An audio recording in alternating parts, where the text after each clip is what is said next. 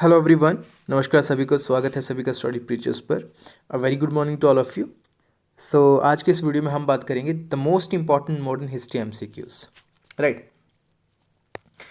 इस वीडियो में हम सॉल्व करेंगे 10 क्वेश्चंस, ठीक है, 10 क्वेश्चंस। दो 10 एमसीक्यूज जो हमारे रहने वाले हैं बहुत ही ज़्यादा इम्पॉर्टेंट रहने वाले हैं, ठीक है। इसी तरीके से आगे भी हम 10 क्वेश्चंस इस तरीके से क्वेश्चंस और लेके आएंगे मॉडर्न हिस्ट्री पे, अगर आपको अच्छे लगते हैं तो।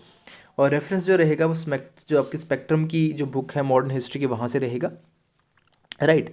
क्योंकि आपको पता है कि हिस्ट्री में जो मॉडर्न हिस्ट्री के क्वेश्चंस ज़्यादातर पूछे जाते हैं मैक्सिमम एग्जाम्स में। और कितने सारे ऐसे स्टेट्स के एग्जाम्स होते हैं जिसमें तो ये डायरेक्टली रेफर करा होता है उन्होंने कि 1857 ऑनवर्ड जो वो हिस्ट्री आपसे पूछी जाएगी। ओके, तो चलिए स्टार्ट करते हैं आज के क्वेश्चंस।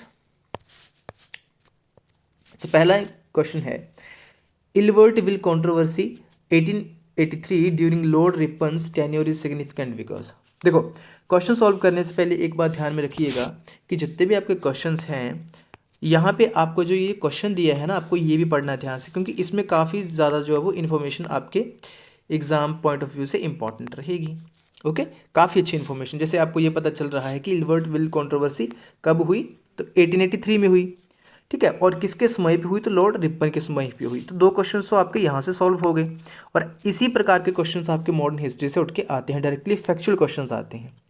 इसलिए कुछ लोगों को मॉडर्न हिस्ट्री टफ भी लगती है, यही कारण है उसका। राइट। तो क्वेश्चन के ऊपर फोकस करना, नोट्स बनाने हैं अच्छे से।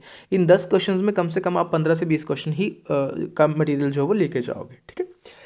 तो पहला option, it sought to remove racial discrimination in the judiciary. दूसरा है, it abolished the practice of sati, introduced western education for Indians and restricted Indians from entering the civil services. नहीं, देखो, इल्बर्ट बिल जो कंट्रोवर्सी 1883 में हुई थी उसका क्या था कि जो इंडियन मजिस्ट्रेट्स थे ना, ठीक है, इंडियन जो मजिस्ट्रेट्स थे, अब वो क्या कर सकते थे, वो जो यूरोपियंस होते थे ना उनका ट्रायल कर सकते थे, ठीक है। यूरोपियंस लोगों का ट्रायल कर सकते थे अब, यानी कि उनके केसेस की हियरिंग कर सकते थे इंडियन जजेस जो होते थे। इससे पहले क्या था, जो यूरोपियंस होते थे उनकी जो हियरिंग होती थी वो यूरोपियन जज के पास ही होती थी, इंडियन जजेस उनके केस नहीं ले सकते थे। तो आपको इस तरीके से इस बात को समझना है। तो सही ऑप्शन क्या रहेगा, क्योंकि जो रेशियल डिस्क्रिमिनेशन चल रही थी ना जुडिशरी में, ठीक है, इस बात को समझिएगा प्लीज़। जो रेशियल डिस्क्रिमिनेशन चल रही थी ना जुडिशरी में, इसको इसने क्या किया, ख़त्म किया। तो सही उत्तर क्या रहेगा हमारा, option A will be the right option, ठीक है। Next question, which of the following was not, देखो नोट पे फोकस करना है, a feature of permanent settlement of Bengal, कि यानी कि परमानेंट सेटलमेंट जो बंगाल में लाई गई थी उसका फीचर कौन सा नहीं है इनमें से। तो पहली बात, परमानेंट सेटलमेंट आपकी 1793 में आई थी, ठीक है। तो ऑप्शन है, zamindar were recognised as the owners of land, बिल्कुल सही बात है, ये सही बोला है इसने, ठीक है। Revenue was permanent fixed permanently, हाँ जी, ये भी बोला था। और इसके बाद बोला था इसके बाद चेंज नहीं होगा कुछ समय तक। Peasants were directly involve in the revenue, no no no, ये गलत हो गया यहाँ पे, ठीक है। यही तो बात है, पीजेंट्स डायरेक्टली इन्वॉल्व नहीं थे, यानी कि किसान डायरेक्टली इन्वॉल्व नहीं थे रेवेन्यू सेटलमेंट में, ये जमींदार लोग करते थे। जो जमींदार होते थे ना, ये काम उनका था।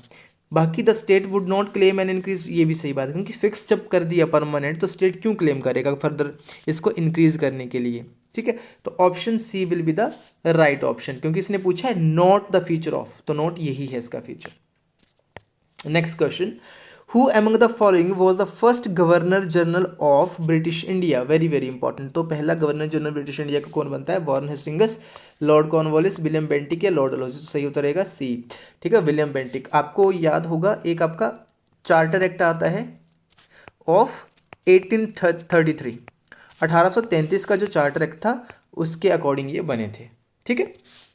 The next question is, the main objective of vernacular press act 1878, again this is very important question. यहाँ से भी देखो, ये याद करना, डेट्स याद करना, क्योंकि यहाँ से डायरेक्टली मैच द कॉलम में जब आपको क्वेश्चंस आते हैं ना, आपको याद होगा मैच द कॉलम में, तो वहाँ पे इसी तरीके से होता है। एक तरफ वो एक्ट लिख देगा, आगे उसकी ईयर लिख देगा, तो आपको मैच करना होता है, तो आइडिया रखना है, ठीक है। To promote vernacular languages in the administration, नहीं भैया ऐसा बिल्कुल नहीं है। To suppress the freedom of the vernacular, बिल्कुल सही बात, option B will be the right option. कारण, वर्नैकुलर प्रेस एक्ट 1878 में क्यों लाया गया था, क्योंकि आपको पता है तब इंडियन नेशनल मूवमेंट का टाइम चल रहा था, और इंडियन नेशनल मूवमेंट के समय पर लोग क्या कर रहे थे, जो इंडियन प्रेस थी, यानी कि वर्नैकुलर का मतलब होता है लोकल, लोकल जो प्रेस थी वो क्या कर रही थी, वो इंडियन लोगों तक जो है वो देशभक्ति की भावना को पहुंचाने का काम कर रही थी। और वो उनको, जो ब्रिटिश एडमिनिस्ट्रेशन था, ब्रिटिश गवर्नमेंट थी, उनके एक्सप्रेशन के बारे में अवेयर कर रही थी। इनकी जो आइडियोलॉजी है, इनकी जो जितने भी आप कह सकते हो स्कीम्स हैं, वो आप लोगों के हित में नहीं है।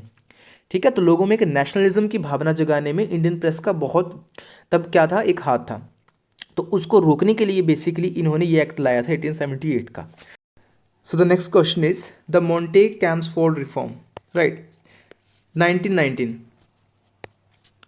introduced the concept of, यानी कि जो मॉन्टेग कैम्सफोर्ड रिफॉर्म्स थे 1919 के, उन्होंने क्या कॉन्सेप्ट को इंट्रोड्यूस करा था। देखो यहाँ से फिर से आपको ये डेट याद रखनी है कि कब आए थे, क्योंकि डायरेक्टली क्वेश्चंस आते हैं यार। ठीक है, तो सेपरेट इलेक्टोरेट्स फॉर मुस्लिम्स, तो वो सेपरेट इलेक्टोरेट्स जो थे वो तो आपके 1909 की बात है। ठीक है, 1909 में सेपरेट इलेक्टोरेट फॉर मुस्लिम्स, 1909 की बात है। वो कौन सा था, Morley Minto reforms, right. Dyarchy in the provincial government, बिल्कुल सही बात है, डायरकी ही इंट्रोड्यूस इससे करवाई गई थी।